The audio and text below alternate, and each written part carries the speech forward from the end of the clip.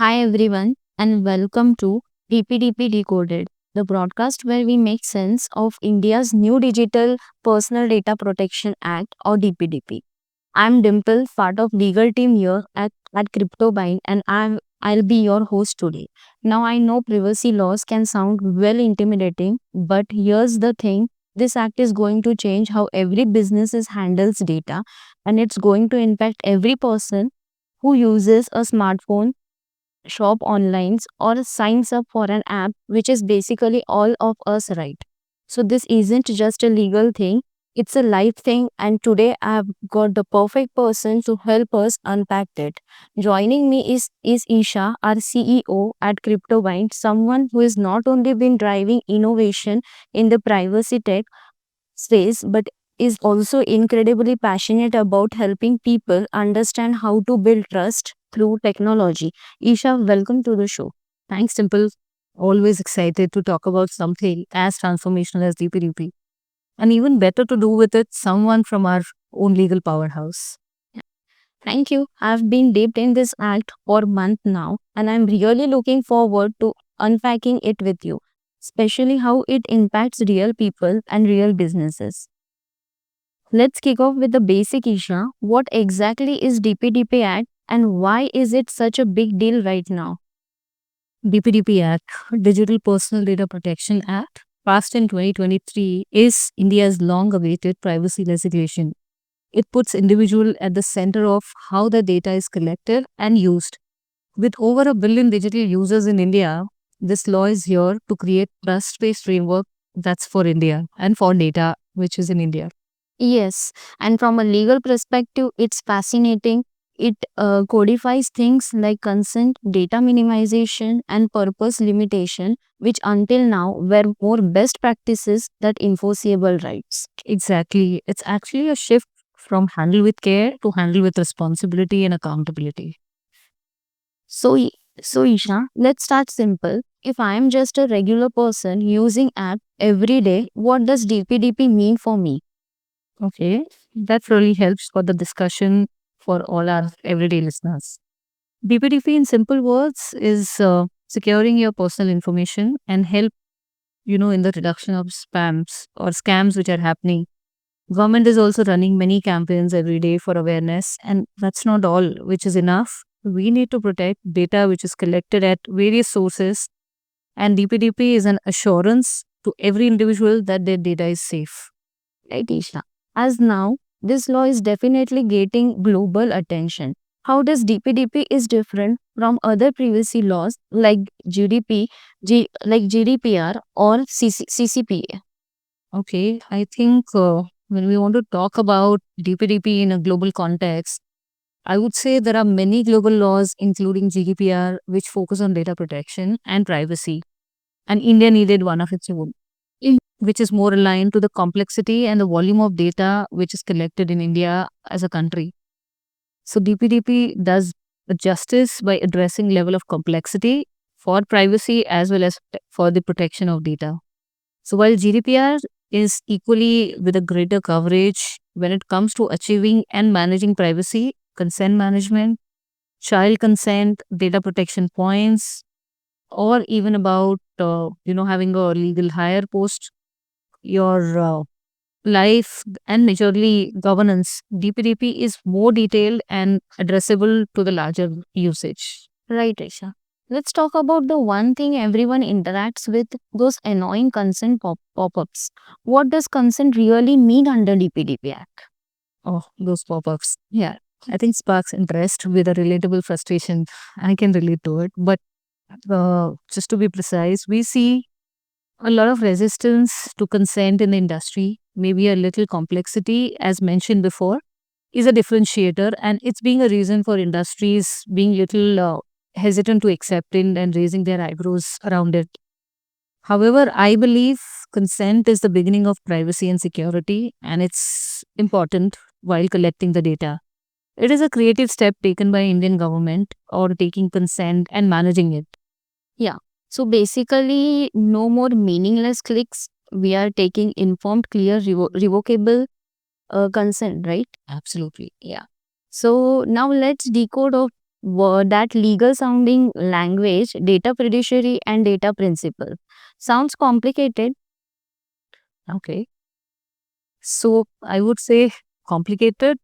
People who are, a general public like us, but definitely I'm sure lawyers, DPOs, they will be quite familiar with these terminologies. So just to make it simple, data principles are all individuals or we as human beings for who's giving the data or who's sharing their personal data. And when we talk about data fiduciaries, they're the ones who are collecting this data, managing it, and taking care of the data which is being collected with an individual. And DPDP describes a lot about data principal rights, responsibilities, which is the beauty of this act.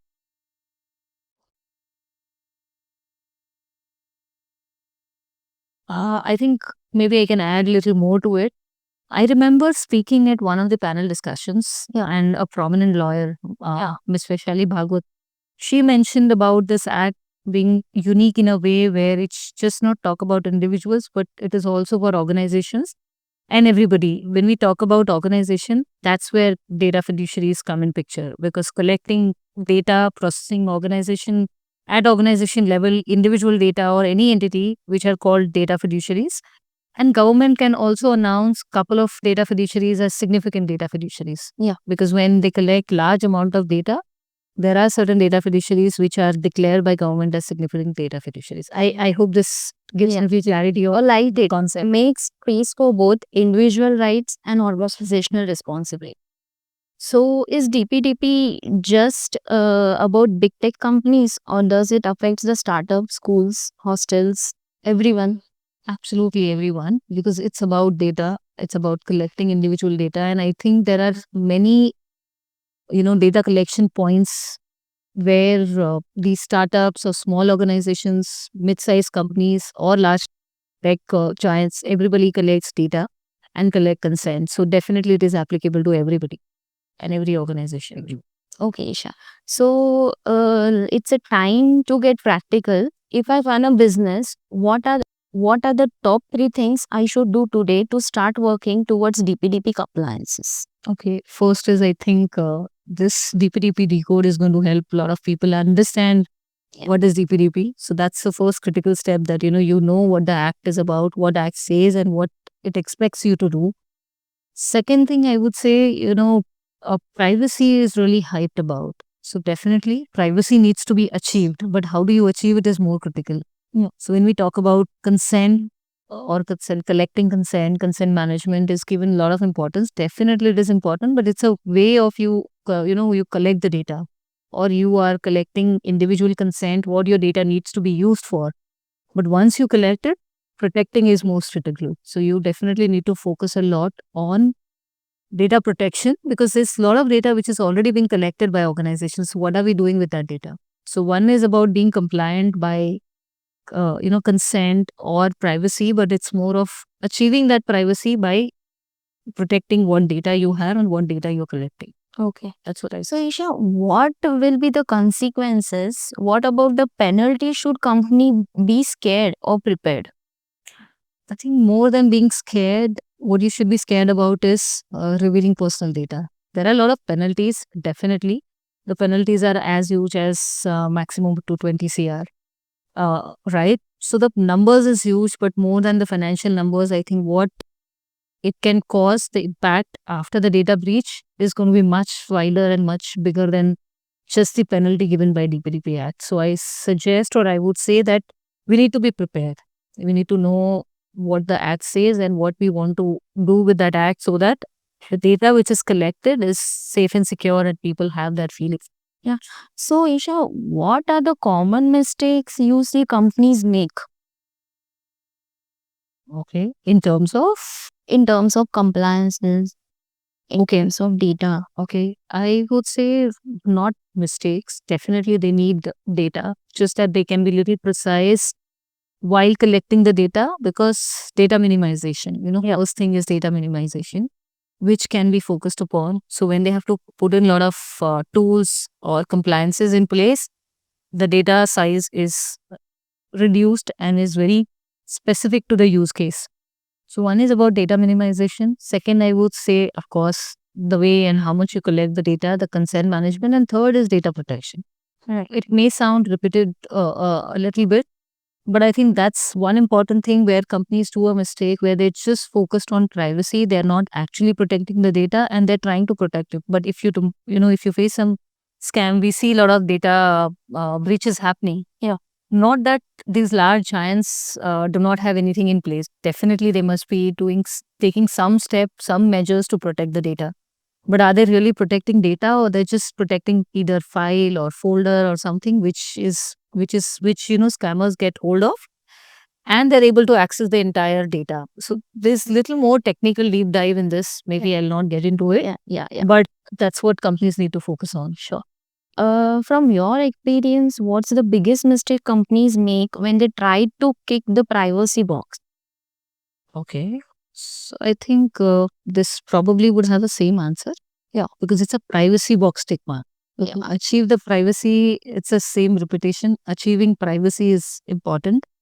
So it should not be just a tick mark, but it's more to do with whether have we really applied that privacy rules in terms of who is having how much access to the data, what kind of data is actually seen by which individual or which. So there could be admin rights, there could be DBAs. So do they really need access to this personal data or a sensitive data? That's very critical. So the privacy is basically maintained by ensuring the access and visibility of data to right individual, right people, and that's how our privacy will be taken care. Right. So, in terms of consent, how does a company prove it got valid consent from the user? Is there a screenshot equivalent? Screenshot. Okay. See, valid consent is something when there are many tools in the market. Definitely, you can apply where you see consent management tools are used, and so what we need to do is basically there are compliance officers, right, in the organization, and they have to ensure how specific the consent is. So there is a responsibility on us or a data principal also, right? Whether I'm giving a true consent, whether my consent is specific, whether it's clear, whether it's unambiguous, right? So the Act has defined it very clearly when it comes to consent, and it's a valid consent or not is something a responsibility which also lies with data principals. We have talked about privacy rights, but what if someone wants to delete their data? What does that process actually looks like? Okay. I think DPDP has been quite exhaustive. That's what we mentioned in the beginning. Yeah.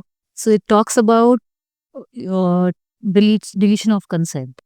Definitely, we are still in the process where data protection board needs to be formed, which will be playing a very crucial role in this. Plus, there will be consent management platform which is going to play as a central role where all your consents can be managed.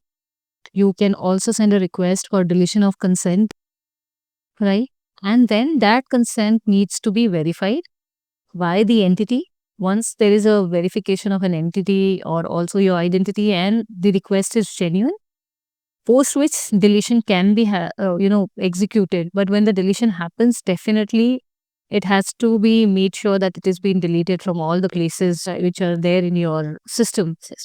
And this is how deletion would happen. And one additional step which the Acts talks about is organization also has to confirm back it to the data principal. So there has to be a lot of timely communication which needs to be given.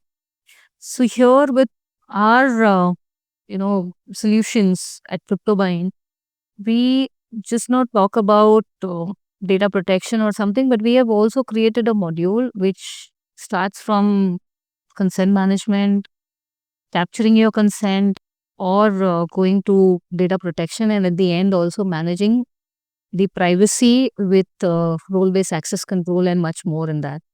So I think this covers a lot when you have to manage the deletion process, and this tool makes sure that your data is centralized, everything is centralized in a PII vault where deletion is easily managed. So you don't have to go and look around places within the organization where all this data is lying.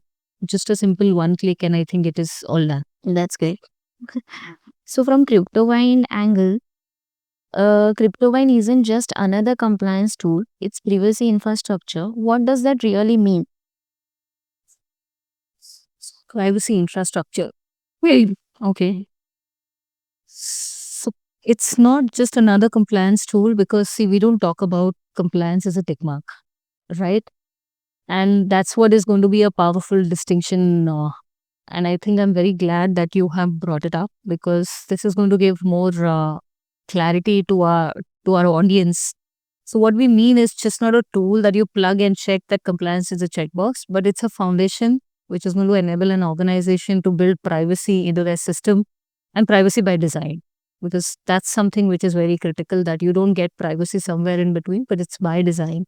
So most of the compliance tool probably would be about fixing things after data is collected. But at CryptoVine, we believe that privacy should be a proactive and an embedded approach. So which is where we talk about end-to-end consent management, real-time data mapping, which is also about data discovery and classifying that data. Then you label the data, whether it's sensitive, non-sensitive, PII, PHI, So the labeling of data happens, and post which it's just not about discover, identify, but you also have to protect. So that's how we call it as discover, identify, protect. And protection is something which is the most critical part. Just to get a little bit technical, I would say, there are a lot of places where your data or this sensitive data is there within the system, various databases, storages, or it could be cloud. So wherever this sensitive data lies, you need to discover it. Absolutely. Discover and also protect that data. However, when you say you are encrypted, you are already encrypting the data or you're already taking some action, but there are keys. And these keys are always stored somewhere locally, which is your trigger point. Where is the point where your data is stolen? Stolen. It's open to the, the scammers. So we talk about another tool, which is KMS, Key Management System. And the most powerful tool is another is HSN.